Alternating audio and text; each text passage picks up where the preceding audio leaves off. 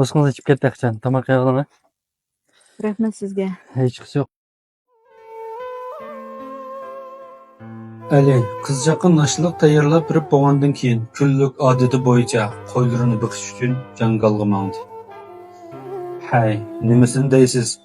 Bu yetim bola uchun birdan-bir tirikchilik manbasi bo'lgan shu ota-onasidan qolgan 10 necha qo'y bilan 5-6 moy yerim.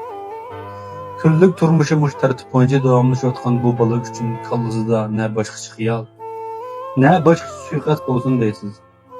Hamma ish mushu to'qchilikdan chiqyapmamdi. İstirapçılıktan çıkmatmamdı. Lekin Ali'nin mushundoq sodda ko'nglini bu shaharlik erkak qiz tushunsa, ishlar boshqacha bo'ladi. Hay, Ali. Bu balkim sen uchun beshingga qo'ngan omad bo'lishi mumkin.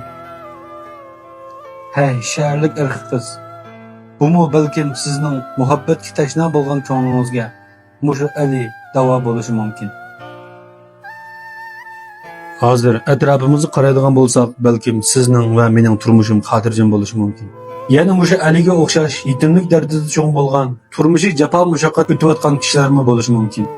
Yana qaraydigan bo'lsak, Alining yeshidek turib, turmush qurgan, oilasiga ega bo'la olmayotgan, xotin bolalarga mas'ul bo'lmayotgan, jumladan erkaklik mas'uliyatini ado qilmayotgan kishilarmi bo'lishi mumkin. Bu filmdagi Ali bir boshqacha dunyo. Shaharlik erkak qiz boshqacha bir dunyo.